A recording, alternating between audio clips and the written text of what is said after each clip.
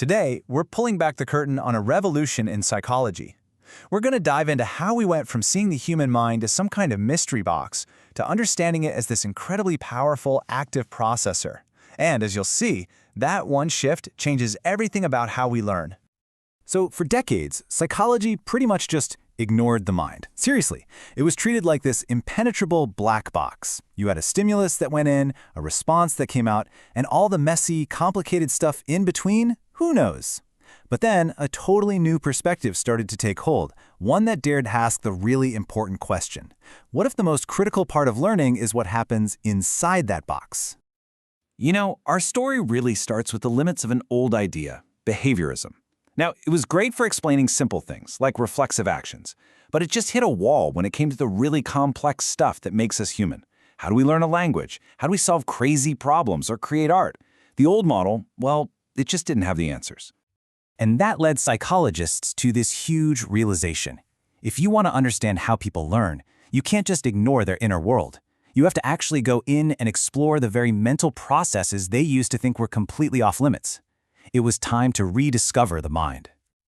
But, even before this whole revolution got into full swing, there were a few brilliant thinkers who were already way ahead of the curve. They were planting the seeds for a brand new science of the mind, challenging everything from the inside.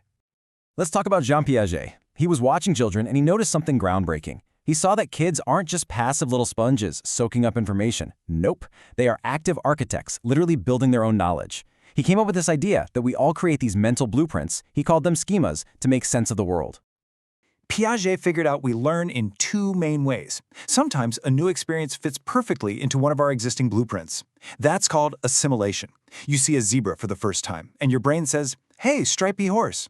But when something doesn't fit, you have to actually change the blueprint itself. That critical adjustment, that's accommodation.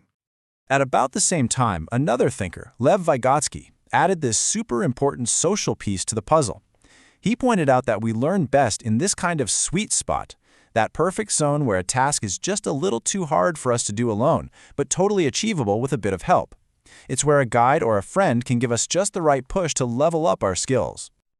So, these early ideas from people like Piaget and Vygotsky were absolutely critical. They were basically setting the stage for a full-on intellectual revolution in the middle of the 20th century. This was the moment the mind finally took center stage. And you can really see the momentum building over time here. It starts with Piaget's work back in the 30s, then you have Noam Chomsky in '59 with this killer critique of how behaviorism explains language, and it all culminates in 1967, when Ulrich Neisser writes the book that literally gives the field its name. This wasn't some overnight change, it was a huge shift that was decades in the making. Now, a huge boost for this revolution actually came from a totally unexpected place: computer science. Suddenly, we had this incredibly powerful new metaphor. People started asking, what if the human brain works kind of like a computer? What if it takes in information, processes it, and then produces an output? And this right here, this comparison really nails the fundamental shift in thinking. The learner wasn't seen as this passive creature anymore, just forming habits. Instead, we started seeing the learner as an active, intelligent organizer of their own experiences. Learning wasn't just reinforcement, it was real, deep mental work. Okay, so if the mind works like an information processor, how does it actually do that day to day? Well, cognitive psychology breaks it all down into a few core processes that, believe it or not, we're all using all the time. It all comes down to this basic three-step process. First, you have to encode information. Basically, turn what you see and hear into a form your brain can use. Then, you store it. And finally, you have to be able to retrieve it when you need it. A breakdown in any one of those steps? Well, that means learning just didn't stick. But wait, there's another level to this that's kind of a superpower: metacognition. And all that really means is thinking about your own thinking. It's that voice in your head that lets you step back and ask, wait, do I actually get this? It's knowing what you know, and more importantly, knowing what you don't know. All right, so this all sounds great in theory, right? But how does it actually translate into the real world? How can understanding all this stuff about our minds actually make us better learners? Let's take a student named Maya from our source material. When she's just passively rereading her textbook, the information is barely getting encoded and poof, it's gone the next day.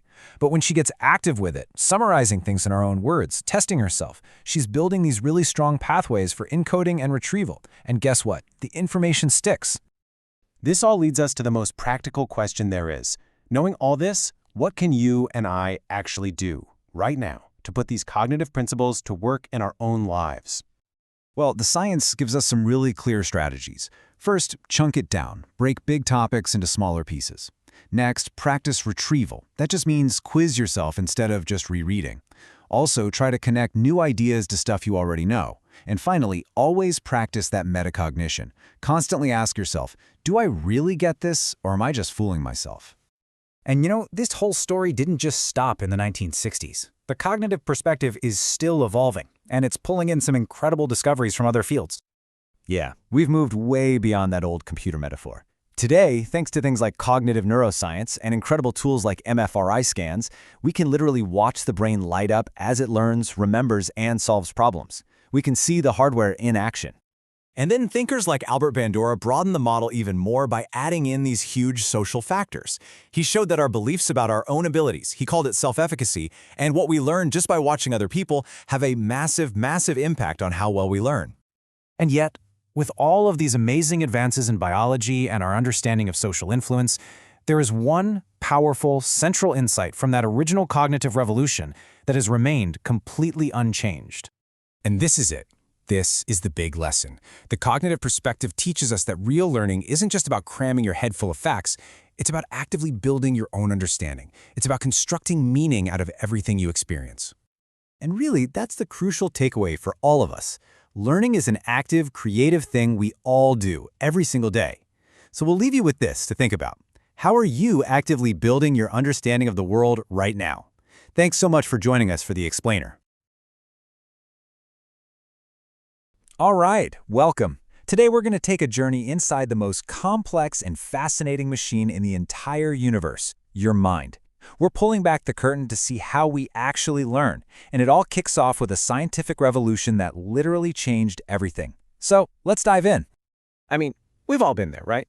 You can sing every word to a song from 2005, but the name of the person you met 30 seconds ago? Poof, gone. The answer isn't that you have a bad memory. It's about understanding your mind's operating system. And for a long, long time, science had no clue how to even look at the code.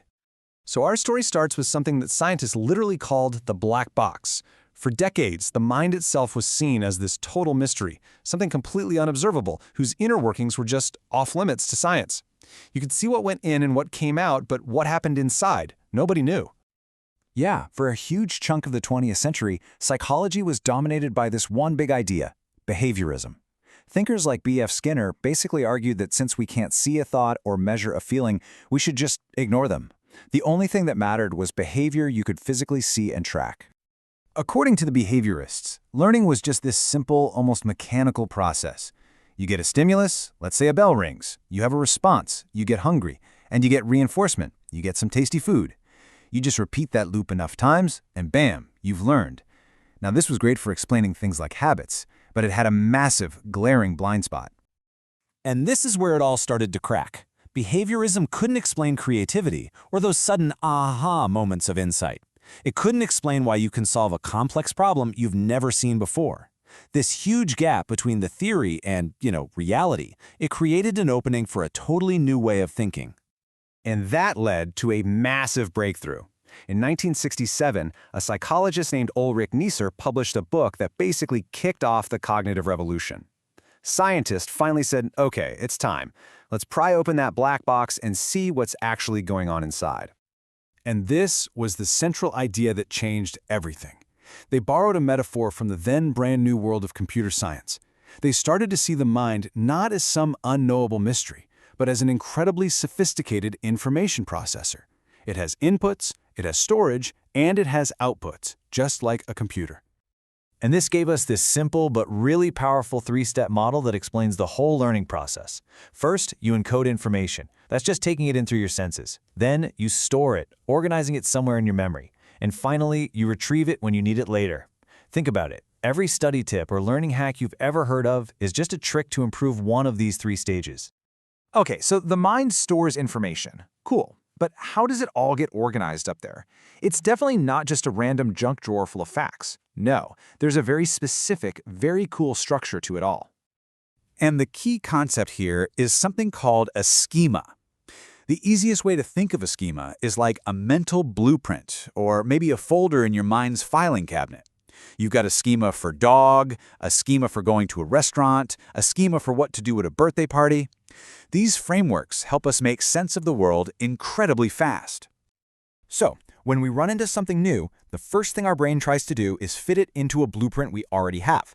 This is called assimilation. So, a little kid sees a wolf for the first time. It's got 4 legs, fur, a tail. Their brain goes, "Hey, that fits my dog schema," and they shout, "Doggy!" But then a parent explains the differences. It's wild, it howls, it's not a pet. And the child's brain does something absolutely amazing. It performs an upgrade. This is called accommodation. It either changes the existing dog schema, or, even better, creates a brand new one for wolf. This is where real, deep learning happens. And this whole process perfectly illustrates a theory called constructivism. The big idea here is that learning isn't something that just happens to you. You are not a passive sponge just soaking things up. No, you are an active builder, a constructor, constantly building and rebuilding your own understanding of the world. But wait, it doesn't stop there. This model gets even more powerful when we add in 2 uniquely human elements: our ability to think about our own thinking and our deep-seated need to learn from each other. This first one is an absolute game changer: metacognition. It is literally your mind's ability to take a step back and think about your own thinking. It's that little voice in your head that says, "Wait, do I really understand this?" Or, "This study method isn't working. I should probably try something else." Mastering this is the secret to becoming a super strategic, self-aware learner. And of course, we don't learn in a bubble. We are social animals through and through. Think about scaffolding. It's like training wheels for your brain. A teacher or a mentor gives you just enough support to tackle something new, then slowly pulls back as you get better. We also learn through observational learning, just by watching someone else do something. And when you put it all together, it builds something crucial: self-efficacy. That's that rock-solid belief in yourself that says, "You know what? I got this." It's the fuel that keeps you going. So, these are some pretty powerful theories, right? But what does this stuff actually look like in the real world? Why does it matter to you? Let's bring it all to life with a few quick examples. So let's meet Jordan. He walks into his first physics class absolutely convinced that heavier objects fall faster than lighter ones. I mean, it just feels right. But then the lab experiment proves him wrong. To actually learn the truth, he had to consciously break down his old, incorrect schema and accommodate this new evidence. That's a real schema shift, right there. Now here's Alina. She was really struggling in her anatomy class. Her strategy? Just rereading her notes over and over, hoping they'd stick. Then she started using metacognition. She started actively quizzing herself, forcing her brain to retrieve information, which quickly showed her what she didn't know. She went from being a passive reader to an active learner. Okay, now picture Professor Mendez. He's training new counseling students. In the beginning, he models everything for them and they just watch. Then he gives them small, simple roles with a ton of guidance. That's scaffolding. As they get more confident and more skilled, he gradually removes that support until eventually they can handle a full session all on their own. And finally, we have Marcus, who's using a modern online course. The program gives him a quiz, it sees where he's struggling, and then it automatically serves up new videos and practice problems to target those weak spots. This is Ulrich Neisser's perceptual cycle brought into the 21st century. It's a constant feedback loop where what you know directs what you learn next. So, let's wrap this all up. What's the big takeaway here?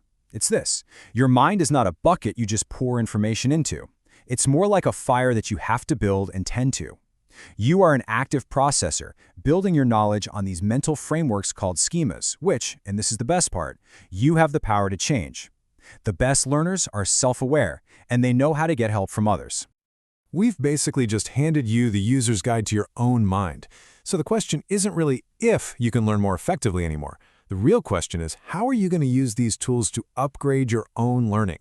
Thanks for tuning in.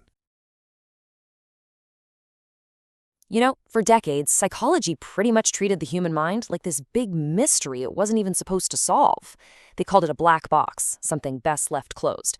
But then, right around the mid-20th century, this quiet little uprising changed everything. It turned the focus inward to explore the very essence of how we think, how we remember, and how we learn. So, let's get into the story of the cognitive revolution. Seems like a simple question, right? But for a really long time, the main scientific answer was basically, it doesn't matter. To get how we went from that to a deep dive into the mind, we first have to look at the theory that was running the show in psychology for about half a century. So before science could even think about looking inside the mind, it had to get past this huge idea that said we weren't even allowed to peek. Welcome to the era of behaviorism. And this, right here, was the fundamental shift. Psychology went from only caring about what we could actually see on the outside, actions and responses, to exploring the incredibly rich, complex world that's happening on the inside. See, pioneers like Watson and Skinner, they argued that for psychology to be a real science, it had to focus on what you can measure. I mean, you can't exactly put a ruler to a thought or a feeling, but you can measure how someone responds to something. In their world, learning was all about reinforcement, a simple system of rewards and punishments. This was the absolute core idea. The mind was a total mystery box. An input goes in, like, say, some praise or maybe a scolding, and output comes out, like studying more or just giving up. But all that complicated stuff happening in between, to a behaviorist, it was completely and totally irrelevant. But, this whole black box approach, it started to show some pretty serious cracks. It just couldn't explain some of the most basic parts of being human.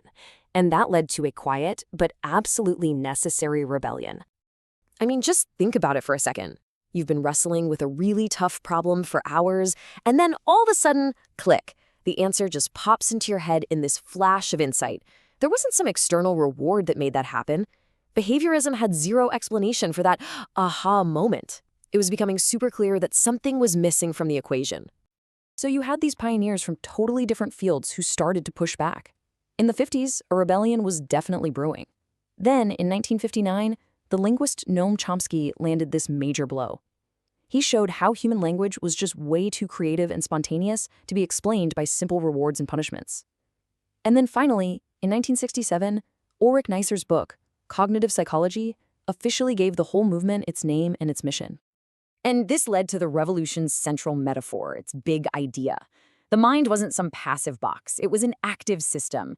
Inspired by the rise of computers at the time, these new thinkers started seeing the mind as an information processor, something that takes in data, stores it, messes with it, and then pulls it back out when needed. Okay, so if the mind is a processor, then how in the world does it work? Well, this revolution just blew the doors open to a whole new set of concepts for understanding how we actually learn. One of the really foundational ideas came from a guy named Jean Piaget. He proposed that we all have these things called schemas. You can basically think of them like mental file folders or blueprints we use to make sense of the world. So whenever we run into something new, our first instinct is always to try and stuff it into one of these existing blueprints. Now, this is the easy part of learning. It's called assimilation. Let's say you have a schema that says learning is just memorizing facts. And then you're told to memorize a list of dates for a history test. Well, that new information fits perfectly into your blueprint. No sweat. But what happens when new information doesn't fit? Well, that's accommodation. And this right here is where the real deep learning happens. You're actually forced to change your blueprint. You have to realize that learning isn't just about memorizing. It's about understanding and connecting ideas. You basically have to update your mental software. Then, another brilliant thinker, Lev Vygotsky, added another key layer. Learning is social. His zone of proximal development is that kind of magical space between what you can do all by yourself and what you can achieve with a little help. It's exactly why things like study groups and good mentors are so incredibly powerful. We literally build our knowledge together. And of course, the revolution gave us a much clearer picture of memory itself. Turns out, it's not just one thing. It's really a three-step process. First, you have to get the information in your head. That's encoding. Then, you got to keep it there over time, which is storage. And, this is the most crucial part, you have to be able to get it back out when you actually need it. That's retrieval. Okay, so this is all great theory, but how did it actually change things in the real world? Well, these new ideas about the mind didn't just stay locked up in academic labs. They completely blew up the classroom as we knew it. I mean, the entire model of education got flipped on its head. The learner went from being just a passive bucket waiting to be filled with facts to being an active builder of their own knowledge. The teacher's role completely shifted from just being a dispenser of facts to being a facilitator, a guide. helping students make connections and find their own meaning. This led to a really powerful educational philosophy called constructivism.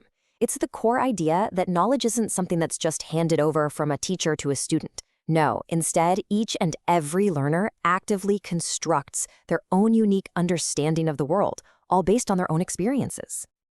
And this next one, this might just be the most empowering concept to come out of the whole thing. It's called metacognition. It's basically thinking about your thinking, and it's the ultimate tool for learning effectively. It's not about studying harder. It's about thinking smarter. It's about planning how you're going to learn, checking in to see if it's working, and being willing to change your strategy when it's not. So let's bring it all home. What does all of this mean for you, right now, today? Well, the legacy of this revolution is literally everywhere. You can think of it as the invisible operating system that's running modern education. Seriously, it is all around you. Every time you use a learning app that adapts to your skill level, that's cognitive psychology at work.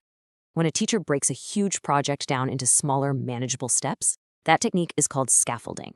Even the simple idea that just believing in your own ability to succeed helps you do better, that comes directly from Albert Bandura's work, right in this tradition. And that's really the key point here. This wasn't just some historical event that happened a long time ago. The cognitive revolution fundamentally changed how we understand our own minds, and its ideas are now so deeply embedded in how we teach and learn that most of the time we don't even notice them. It's like the air we breathe. By understanding these principles, that you actively build your own knowledge, that you can think about your own thinking, and that learning is all about updating your mental models, you have the power to become a way more effective learner. The revolution basically gave us the user manual for our own minds. So the only question left is, how are you going to use it? You know, for decades, the science of psychology had this massive blind spot: the human mind itself. Seriously, it was treated like a black box, something you just couldn't study. But one man, Ulrich Neisser, he decided to pry that box open. This is the story of the cognitive revolution he kicked off, and how it totally changed the way we think about thinking. So what is actually going on in there? For the longest time, psychology basically just shrugged. The mind was a black box. Information goes in, a behavior comes out, and whatever magic happened in between, well, that was considered totally off limits for real science. But that was all about to change, big time. To really get why this was such a huge deal, we've got to rewind a bit and look at the theory that was running the show for decades.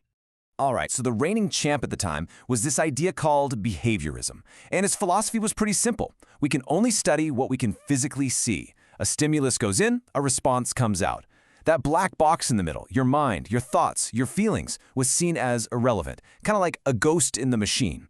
But Neisser and the other cognitive pioneers, they argued the exact opposite, that this mental processing wasn't just relevant, it was the most important part of the whole story.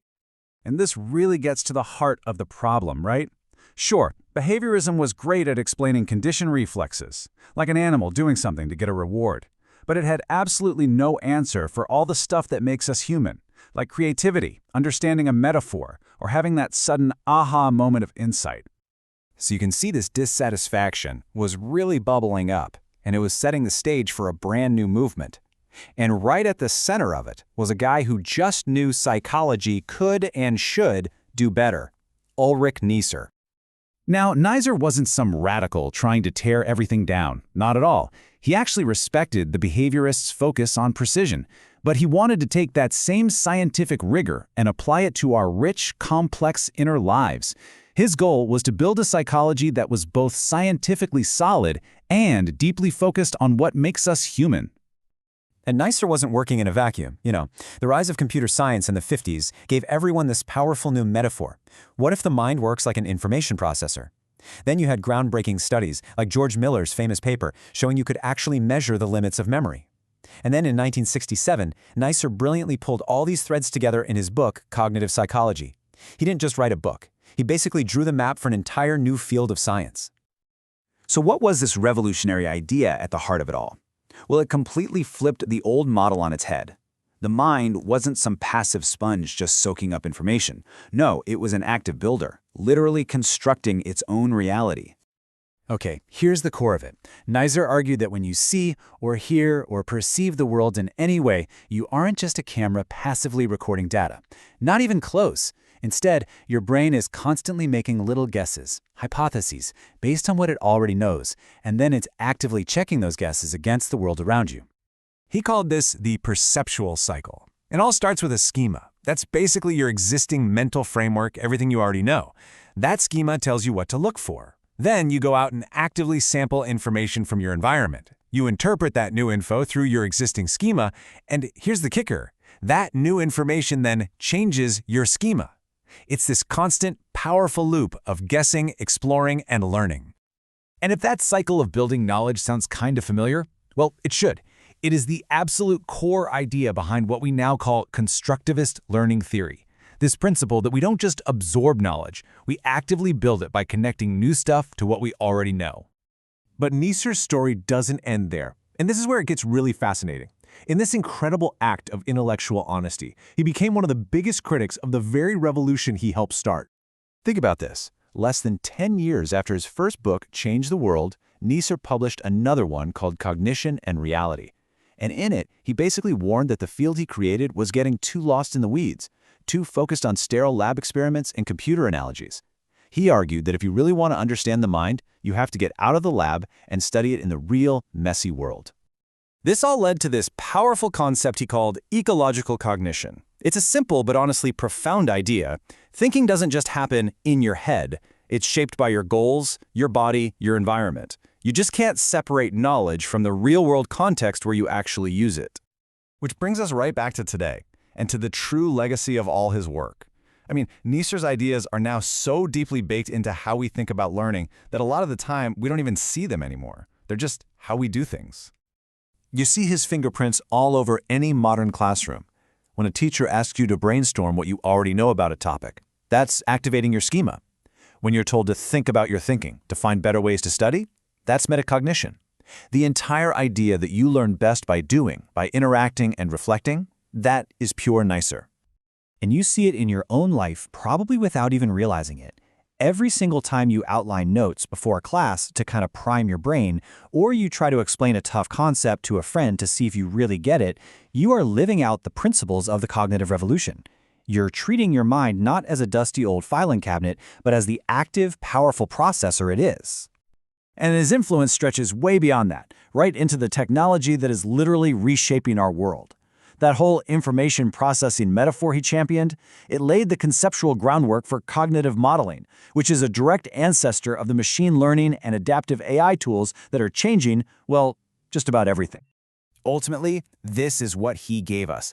He showed us that trying to understand our own minds isn't just some abstract scientific game. It's fundamentally tied to the very human, very practical art of learning, growing, and just making sense of the world. So, the next time you're learning something new or tackling a hard problem, don't just think about how you can absorb the information. Think about Neisser and ask yourself, how am I actively building this? How am I constructing meaning right here, right now? Hey there, and welcome. Today, we are diving deep into one of the most incredible processes in the entire universe, learning. We're going to explore how something as abstract as a thought or a brand new experience actually becomes a physical part of you, written right into the very fabric of your brain. You know, it's a question we have all asked ourselves, right? How is it you can remember every single word to a song from 10 years ago, but you can't remember the key takeaway from a meeting you had this morning? Well, the answer is in this amazing partnership between your mind and your brain. And to really get a handle on learning, it helps to think of it as a conversation between two worlds. On one side, you've got the mind's blueprint. That's the abstract how of thinking, the strategies, the processes. And on the other side, you have the brain's actual physical wiring, the biological hardware that makes it all happen. Okay, so let's start at the very beginning. How does any new piece of information even get its foot in the door of your memory? It all kicks off with a process that's basically like translation. This first crucial step is called encoding. Just think of it like a translator, okay? It takes everything you see, hear, and feel, and it converts it into a special neural code, a language your brain can actually understand and hold on to. If you don't get the encoding right, the memory just never happens. So the thing is, this whole process isn't automatic, not at all. First, yeah, you get all this sensory input, but then, and this is the most important part, it hits the attention filter. Your brain is constantly deciding what's actually important enough to focus on. And only the stuff that gets through that filter gets translated into a lasting neural code. Attention, you guys, is the bouncer at the door of your memory. And this is where the biology gets so cool. That mental act of just paying attention, it has a direct physical consequence in your brain. When you focus, certain neurons start firing. And the more they fire together while you're learning that thing, the stronger their connection gets. That's a process called long-term potentiation, or LTP. It's that famous saying, neurons that fire together, wire together. You are literally rewiring your brain with your focus. Let's make this real. Meet Lila. She's a first-year med student, sitting in a lecture, and the professor is just flying through the material. She's trying to keep up, but her attention keeps drifting. The information, it just isn't sticking. And her story just perfectly highlights this huge difference. See, in the lecture hall, Lila was doing what we call shallow encoding. She was just passively listening, kind of half there. But later in the lab, when she was actually holding a brain specimen, that was deep encoding. It engaged multiple senses, touch, sight. She was active, she was emotionally engaged, and that kind of experience fires up way more neural pathways, creating a memory that is so much more vivid, so much more durable. Okay, so you've done it. You've successfully encoded some new information. Now what?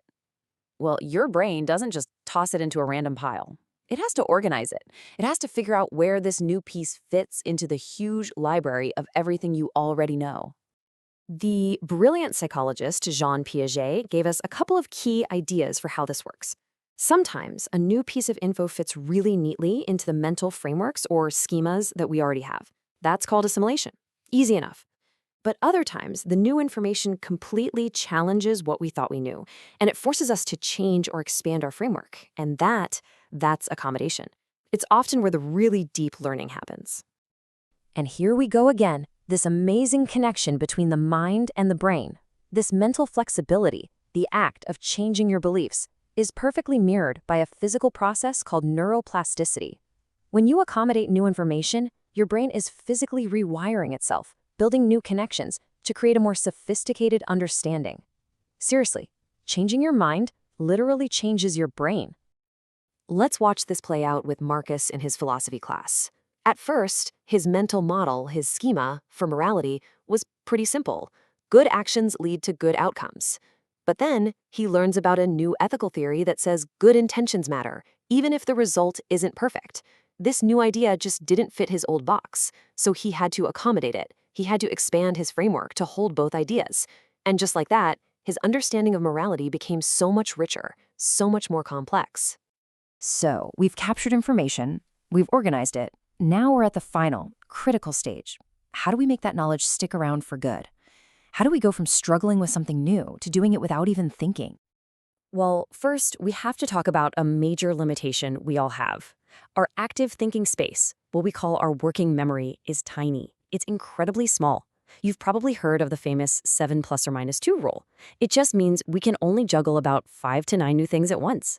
And that's exactly why we have to move information into the massive warehouse of long-term memory if we ever want to achieve mastery.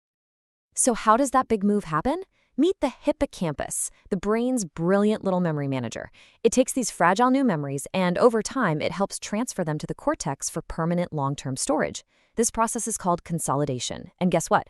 A huge chunk of it happens while you're sleeping. Your brain is literally replaying the day's events and strengthening those new connections. Now, when a memory or a skill is totally consolidated and you've practiced it a ton, we get to this magical place called automaticity. And the biological secret behind it is just amazing. It's a process called myelination. Every single time you practice a skill, a fatty substance called myelin wraps itself around that neural pathway. It acts like insulation on an electrical wire, making the signal travel way faster and more efficiently, until you can do it without any conscious thought at all. Let's just watch this happen with Sophia, who's learning the violin. In week 1, every note is a conscious, deliberate struggle. Her prefrontal cortex is working like crazy. By week 4, all that practice is strengthening the pathways. She's faster, but still a little clumsy. But by week 8, that neural pathway is so heavily myelinated that the music just flows out of her, effortlessly. Practice didn't just make perfect, it physically built a superhighway inside her brain. So we've seen all the individual pieces, right? Encoding, organizing, and consolidating. Now, let's put it all together and see how these processes work in perfect harmony, almost like a magnificent orchestra playing inside your head. Think of it as the cognitive symphony of learning. Your hippocampus, that little memory manager, it's the conductor coordinating everything. Your existing knowledge, your schemas, they provide the harmony, the context for the new notes. The speed of that myelination we talked about, that sets the tempo. And, so important, the amygdala, your brain's emotion center, adds the color and passion that makes the whole piece truly memorable. So after all this, what's the big takeaway for you? Well, it turns out that all those modern learning techniques actually work because they line up perfectly with our neurobiology. Active learning, like Lila in the lab, gets the hippocampus involved. Spaced repetition, like Sophia's violin practice, is what builds that critical myelin. And creating an emotional connection to what you're learning, that activates the amygdala, which basically tells your brain, hey, this matters, you better remember this. In the end, learning is this absolutely beautiful dynamic loop. Our abstract thoughts, our focus, our curiosity, they physically sculpt our brain. And in turn, that newly shaped brain allows us to have even deeper, more complex thoughts. It's this constant process of creation and recreation. Every single thing you learn isn't just some fact that you store away. It is a physical change to who you are. You are literally building yourself, neuron by neuron, with every new idea you explore and every new skill you master. So the only question left is, what will you choose to learn, and who will you become next? Have you ever thought about how one single idea can change, well, everything? Today, we're diving into just that, a radical argument from a guy named Noam Chomsky about how kids learn to talk. And believe me, this idea didn't just shake things up, it sparked a full-blown revolution in how we understand the human mind itself. So, it all kicks off with a question that sounds super simple on the surface, but it's actually one of the deepest mysteries there is. How does a little kid go from just making noises to speaking in full, complex sentences? For the longest time, everyone figured the answer was obvious. They just imitate the people around them. They copy what they hear. But is that really the whole story? You know, this question basically set the stage for a huge scientific showdown. In one corner, you had the imitation camp. They saw the mind as a total blank slate. Language is just a habit you learn, plain and simple. But in the other corner, a brand new idea was brewing. That we're actually born with an inner blueprint for language. That it's an innate ability, and we don't just copy, we create. This was the heart of the conflict. Now, to really get how game-changing Chomsky's idea was, you have to understand the world it was born into. See, back in the 1950s, psychology was completely dominated by one single powerful idea, behaviorism. The big name here was B.F. Skinner, and his core belief was that pretty much all learning could be explained by one simple thing, reinforcement. If you do something and get a reward, you'll do it again. If you don't, you won't. That's it. As for the mind itself, the thoughts, the feelings, behaviorists called it a black box. You couldn't see it, so you couldn't study it. It was all about observable behavior. So, when it came to language, their explanation was pretty straightforward. A baby makes a sound, maybe mama. Mom gets excited, gives a hug, that's a reward, a positive reinforcement. The baby learns to make that sound again. To them, language wasn't anything special. It was just another habit, built up piece by piece, kind of like training an animal. The mind itself was totally passive in this whole process. But then, a young linguist named Noam Chomsky came along, and he looked at this whole perfect, tidy theory and saw a giant gaping hole right in the middle of it. And the first shot was fired in 1959. Chomsky published a review of Skinner's big book on language, and it wasn't just a critique. It was a complete intellectual takedown. His argument was that this simple reward system could never ever explain the single most amazing thing about human language, its creativity. Here was Chomsky's light bulb moment. We are constantly saying and understanding things we've never ever heard before. I mean, think about it. The sentence I'm saying right now, you've almost certainly never heard it in this exact order in your life. So if language is only about copying what we hear, how is that possible? And the perfect proof comes from a classic childhood mistake.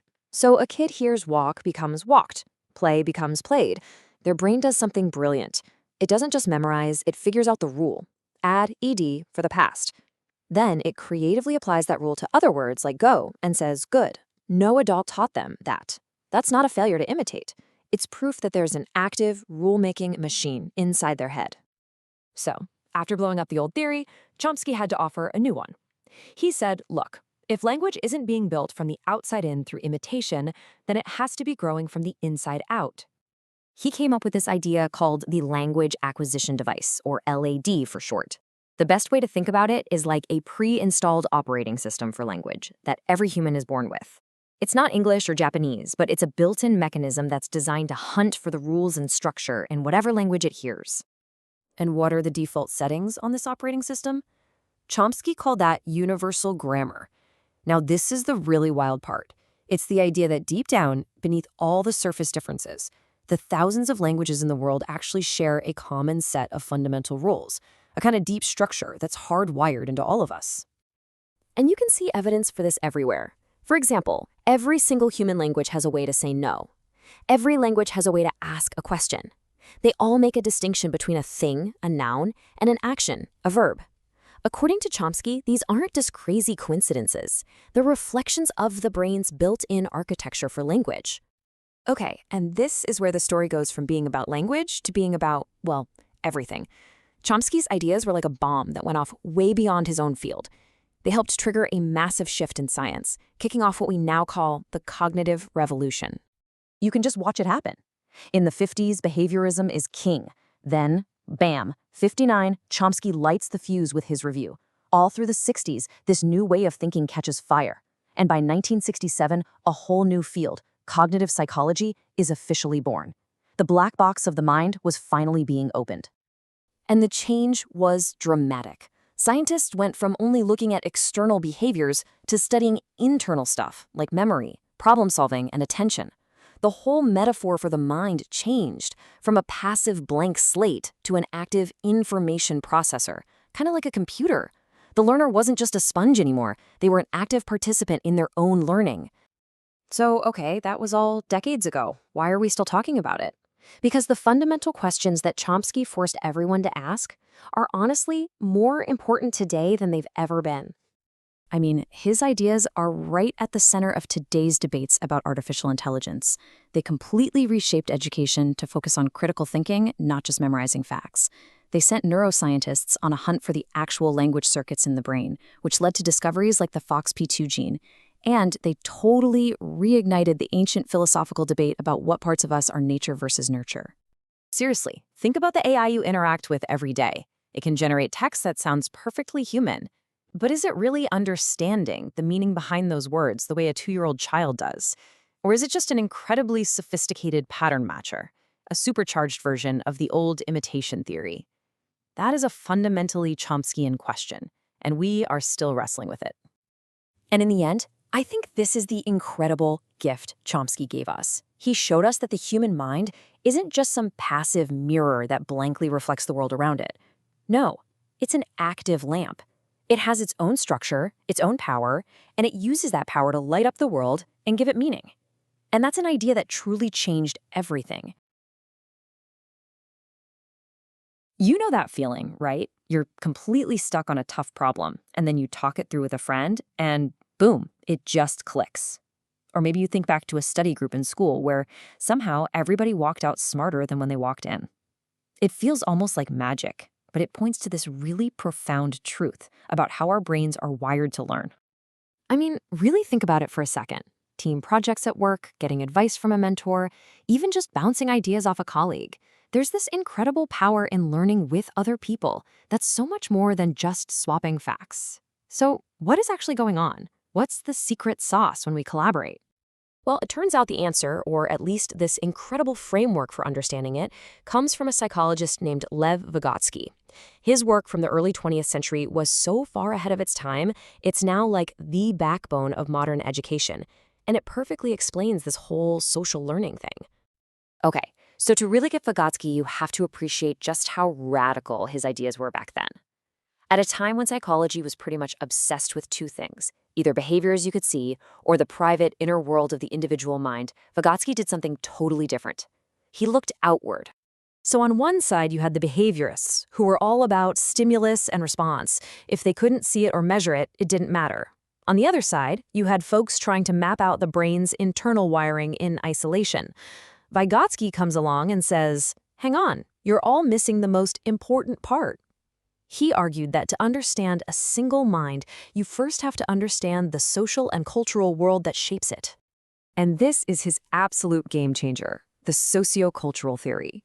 The big idea here is that our most complex thinking skills, problem solving, abstract reasoning, all the good stuff, they don't just pop into our heads out of nowhere. They start as interactions between people. We see it, we do it with others, and only then do we absorb it and make it our own. He basically flipped the whole traditional model of learning on its head. All right, so this leads us to Vygotsky's most famous and, honestly, most useful idea. He figured out that there's a kind of learning sweet spot, this magical space where we're primed for real growth. He gave it a name, the zone of proximal development. So, the ZPD isn't what you can already do, and it's not what's impossible for you. It's the gap right in the middle. It's the space between what you can do all by yourself and what you could do with just a little bit of help from a teacher, a parent, or even a friend who's just one step ahead. That gap, Vygotsky said, is where all the real learning happens. Here's a super simple way to picture it. Imagine a learning ladder. The bottom rung is your comfort zone, all the stuff you've mastered. The top rung is way, way out of reach for now. Don't even worry about it. But that middle rung, the one you can just about reach if someone gives you a little boost, that's the zone of proximal development. And that's the bullseye for any good teacher or mentor. So, how do you give someone that boost onto the middle rung? You use something called scaffolding. And yeah, it's just like in construction. It's a temporary support structure. For learning, this could be anything: hints from a coach, an outline for an essay, a bit of feedback. The key is that the support isn't there to do the work for the learner. It's just there to hold them up long enough for them to build the skill themselves. Then, you take the scaffolding away. Vygotsky himself just summed it all up perfectly. What a child can do in cooperation today, he can do alone tomorrow. I mean, that's it right there. That one sentence captures the whole beautiful idea. Learning starts between us, and then it becomes part of us. Now, for all this social learning to work, for that scaffolding to even get built, you need one absolutely critical tool. For Vygotsky, the master key that unlocks the mind was language. He believed speech doesn't just express thought, it actually creates it. He mapped out this fascinating journey. First, as little kids, we use social speech. We talk to other people to get what we want. But then something amazing happens. We start turning that speech inward. It becomes inner speech, that little voice in your head that you use to guide yourself. And eventually, that self-talk becomes so fast and automatic, it just becomes, well, thought itself. Come on, you've totally done this, right? You're trying to assemble some IKEA furniture and you start muttering the instructions out loud. Okay, now I take this little doodad and put it into slot B. That's it. That's your inner speech coming back out to play, helping you solve a tough problem. That's Vygotsky's theory in action, right there in your living room. Now, this isn't just some dusty, old academic theory. I promise you, Vygotsky's ideas are absolutely everywhere, especially in how we think about education today. Let's just look at a few ways his work shows up in the real world. Let's go back to that study group. You've got one person who's a whiz at the math part, another who's a great writer, and a third who sees the big picture. When they talk through the material, they're all providing scaffolding for each other, operating inside each other's ZPDs. It's like they're co-creating this temporary group brain, and everyone leaves smarter for it. Or what about a great writing professor? The first few weeks, they give you really structured templates. That's the scaffolding. But as the semester goes on, they gradually remove that support. By the time you get to the final paper, you're building the whole argument yourself. That's a masterful teacher guiding an entire class across their ZPD. Seriously, once you see it everywhere. Collaborative projects, peer tutoring, those active learning classrooms where you work in groups, even online forums where you build on each other's ideas. Heck, modern AI tutors that adjust the difficulty as you learn, that's just high-tech Vygotsky scaffolding. At the end of the day, Vygotsky's work inspired this entire philosophy called social constructivism. And the key idea is really simple. Knowledge isn't a thing a teacher just pours into an empty student's head. It's something that we build, that we co-construct together as a community. And what's just wild is that Vygotsky died really young, and his work was actually suppressed in the Soviet Union for decades. It took a long, long time for his ideas to make it to the rest of the world. But when they finally did, they completely changed the game, shifting our view of learning from this lonely, internal thing to something deeply human, social, and collaborative. And if you want to boil his entire life's work, his whole humanistic vision, down to a single phrase, it's gotta be this one. We become ourselves through others. It's not just about learning math or writing an essay.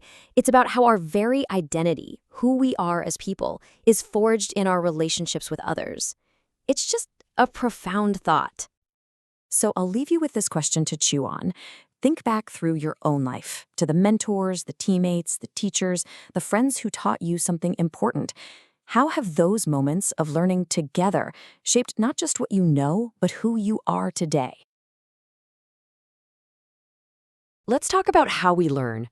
I mean, how we really learn things. For the longest time, psychology had a pretty simple answer: rewards and punishments. But then this one guy, Albert Bandura, came along and just completely turned that idea on its head. He showed us that we're so much more than just passive reactors. He taught us that our real power to learn comes from watching, from thinking, and from believing. Okay, so let's really dig into this for a second. Think about learning to cook a new recipe just by watching a video, or learning how to navigate the social roles at a new job, right? You don't get a little reward for every single correct step along the way. So how does that even work? This was the exact puzzle that the old way of thinking, called behaviorism, just couldn't solve. And this right here, this gets to the absolute heart of the revolution Bandura started. The old school of thought, behaviorism, basically saw us as puppets, just reacting to whatever our environment threw at us. But Bandura's social learning theory, well, that put us right in the driver's seat. It argued that learning is an active, mental process that happens when we watch and engage with the world around us. To really get what a huge deal this was, we got to understand the world Bandura was walking into. It was a world where our thoughts, our minds, our intentions, they were almost totally ignored when it came to learning. Yeah, for a long, long time, the dominant idea was that learning was just stimulus and response. You do something good, you get a treat, you do it more often. You do something bad, you get a consequence, you do it less. Super simple. But that view misses so much about what it actually means to be human, doesn't it? And this is where Bandura basically dropped a bombshell on the field of psychology. He proposed that some of our most powerful learning happens just by observing other people, watching their actions, and seeing what happens next. We don't have to touch the hot stove ourselves to learn that it's going to burn us. And this one simple idea, it set the stage for one of the most famous experiments in history. Which brings us to the main event, the Bobo doll experiment. This is where Bandura took his theory from just an idea on paper and turned it into this unforgettable real-world demonstration that you just couldn't ignore. So picture this. It's the early 1960s. Bandura and his team at Stanford bring in a bunch of little preschool kids. As far as the kids know, they're just there to play some games and watch a quick movie. And what's this movie they're watching? It's just a short film of a grown-up in a room with this big inflatable clown doll named Bobo. And the adult just goes to town on it, hitting it with a hammer, kicking it, yelling at it, total aggression. And the kids, they just watch. Okay, now here comes the critical part. After the movie's over, each kid is taken one by one into a playroom. And what do you know? In that playroom is the exact same Bobo doll they just saw on screen, along with a bunch of other toys. Then the researcher leaves. The child is all alone, no instructions, no one watching. The results were, frankly, stunning. So many of the kids walked over to that doll and copied the adult's aggressive behavior almost perfectly. And get this, some of them even invented brand new ways to attack the doll that they hadn't even seen in the video. They had learned a whole new, complex set of behaviors without getting a single reward or punishment. This experiment gave us this powerful new concept: vicarious reinforcement. It means we learn by seeing what happens to other people. In some versions of the study, if the kids saw the adult get rewarded for being aggressive, they were even more likely to copy it. If they saw the adult get punished, they were less likely. The implications of this were just massive. Now, Bandura was clear. This isn't just mindless copying. He broke it down into 4 essential steps. First, you have to pay attention. You can't learn if you're not watching. Second, you need retention. You got to remember what you saw. Third is reproduction. You actually have to be physically capable of doing the thing. And finally, number 4, you need motivation. You have to have some reason, any reason, to actually perform the action. All 4 have to be in place. But, just watching something is only half the battle. What is it that actually gives us that motivation to even try something new in the first place? Well, this brings us to what might just be Bandura's most powerful idea of all. He called it self-efficacy, and it is so important to get this right. This is not the same thing as self-esteem. Self-esteem is kind of your overall sense of self-worth. Self-efficacy is laser-focused. It's your specific belief that you can pull off a specific task, whether that's nailing a presentation, learning to play guitar, or running a marathon. And that belief, well, it changes everything. What Bandura found is that people with high self-efficacy for a task they try harder, they stick with it longer, and they're more resilient when things get tough. They don't see challenges as threats. They see them as puzzles to be solved. It's like the engine that turns "I saw it" into "I can do it." And the best part? Bandura didn't just define this concept. He basically gave us a roadmap for how to build it. He said it comes from 4 main places. First, mastery experiences. Nothing builds confidence like actually succeeding at something. Second, vicarious experiences. When you see someone else who's like you succeed, it makes you think, hey, maybe I can do that too. Third, social persuasion. Having people you trust cheering you on. And finally, managing your physiological states. Learning to see those butterflies in your stomach as excitement, not fear. Okay, so we learn by watching, and our belief in ourselves is what pushes us to act. But how does all of this fit together with the world around us? Well, Bandura tied all these threads together into this really elegant grand theory. He saw it as this constant, dynamic interplay of 3 things. It starts with our personal factors, your thoughts, your feelings, your beliefs about yourself, Which then directly influence your behavior, the actual things you say and do. which then goes out and interacts with your environment, the people around you, the feedback you get, the results of your actions. But here's the genius part of what he called reciprocal determinism. It is not a one-way street. These 3 things are locked in a constant dance. Your beliefs affect your actions. Your actions change your environment. And that new environment then circles back and changes your beliefs. You are constantly shaping your world, and at the same time, your world is constantly shaping you. So why are we talking about this today? Why does a theory from half a century ago still matter so much? Honestly, because once you understand Bandura's ideas, you start seeing his legacy absolutely everywhere. Just think about it. Ever learned how to do something from a YouTube tutorial? That's pure observational learning. Mentorship programs at your job? That's all about building self-efficacy through vicarious experience and social persuasion. The incredible influence of social media personalities. Bandura. Even powerful tools like cognitive behavioral therapy are built on his core idea that if we change our beliefs, we can fundamentally change our actions and our lives. In the end, what Bandura gave us is this incredibly empowering message about what it means to be human. He showed us that we're not just passive blobs shaped by our circumstances. We are the active creators of our own lives. His work is a reminder that every example we set for others matters, every word of encouragement we give counts, and that ultimately our belief in what we can do is the first and most important step toward actually doing it. Today, we're diving into the incredible ideas of Jean Piaget, a psychologist who totally changed the game when it comes to understanding how we learn. We're going to unpack how our minds literally build knowledge from the ground up. But let me ask you something first. Have you ever been trying to learn something new and it just feels impossible? Like you're reading the words, you're hearing the lecture, but your brain is just hitting a brick wall? And then, all of a sudden, it clicks. The light bulb goes on, and you have that amazing aha moment where everything falls into place. Well, in this explainer, we're going to pull back the curtain on what's actually happening inside your brain during that click. All right, let's get into it. So, first up, a revolution in learning. Because Piaget's work wasn't just a small update to how we think about learning. No, it was a full-blown revolution that shifted our view from being passive receivers to active builders. You see, the old view was that the mind is kind of like an empty bucket, and a teacher's job is just to pour facts into it. But Piaget came along and said, no way. He argued that your mind is a structure, an amazing piece of architecture that you are building every single day. For him, intelligence isn't some fixed thing you have. It's a dynamic process. It's something you do. Okay, so if we're all builders, what are we building with? What's in our toolkit? This brings us to the real nuts and bolts of Piaget's theory. The most fundamental tool in your kit is something called a schema. Really, it's just a mental blueprint. It's a framework you use to organize information. For example, a little kid's schema for dog might be pretty simple. 4 legs, has fur, wags a tail. It's their basic blueprint for that idea. So that's the big question, right? What happens when we run into something new that doesn't quite fit the blueprints we've already made? Well, Piaget said our minds have 2 key ways of dealing with this. And this right here is the dynamic duo of learning. First, you have assimilation. This is when you try to cram a new experience into an old box. It's when that kid sees a cat and yells dog. Why? Well, it has 4 legs and fur. It kind of fits the blueprint.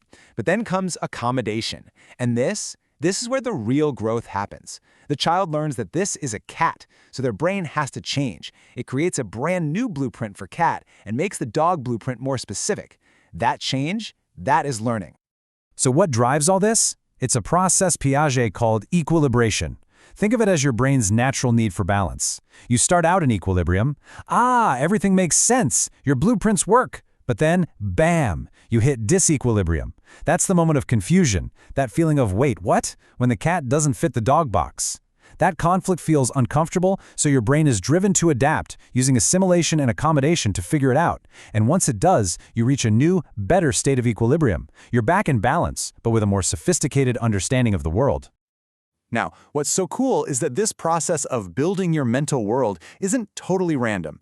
Piaget noticed that it follows a pretty predictable pattern, a series of stages that act as a kind of blueprint for our own growth. He mapped out these 4 major stages that we all journey through. It starts right from birth, when we're learning about the world just through our senses, and it progresses all the way through adolescence and into adulthood. And the key thing to remember is that each stage isn't just about knowing more stuff, it's about a fundamentally different way of thinking. Now, for most of us, this final stage is where we're living. This is where we get the superpowers of abstract thought, the ability to think about what-if scenarios, to form a hypothesis, and to see a problem from lots of different angles. I mean, these are the absolute must-have skills for any kind of higher learning or complex problem solving. Okay, that's enough theory for a minute. Let's see how this stuff actually plays out in the real world with a few stories of cognitive growth in action. And as we look at these stories, just keep this one idea from Piaget in your mind. That feeling of being confused, that discomfort, that's not a sign you're failing. That's the engine of learning firing up. It's what drives you to get curious and figure things out. So let's take Elena, a biology student. Her schema for life had a hard and fast rule. All living things need oxygen. Simple enough, but then she learns about anaerobic bacteria, which don't. Boom! Disequilibrium. That moment of, wait a second, forced her to do more than just add a new fact. She had to accommodate, to completely rebuild her blueprint for what it means for something to be alive. Or think about Marcus, an engineering student. He's totally cruising through algebra. Everything makes sense. Then he hits calculus, and concepts like limits just don't fit into his neat little algebra boxes. That feeling of being completely lost, that frustration, that wasn't a roadblock. According to Piaget, that was the fuel for his eventual breakthrough. And this is what Piaget's ideas look like in a classroom. In Professor Chen's seminar, students aren't just empty vessels being filled up with philosophy facts. No, they're in the thick of it, debating, challenging each other, testing their own ideas, and building a shared understanding together. They are learning by doing. So what's the big takeaway from all this? How does Piaget's legacy empower you, right here, right now? You are the architect. His theories are not just sitting in a dusty old book. They have totally shaped the world of education. The whole idea of active learning, those inquiry-based science labs, the very way a curriculum is designed to go from simple to complex, that all has Piaget's fingerprints all over it. And look, if you take just one single thing away from this explainer, let it be this. Every single one of us is both a scientist and an architect. We're constantly creating theories about how the world works, testing them out, and building our own unique structure of knowledge. So let's just throw out that old metaphor of the mind as an empty bucket. The truth is so much cooler. Learning is an act of creation. It's you constructing this magnificent, ever-changing skyscraper of thought, and it's 100% yours. And that really just leaves us with one final, powerful question. Now that you know you hold the blueprints, now that you know you are the architect of your own mind, what are you going to build next?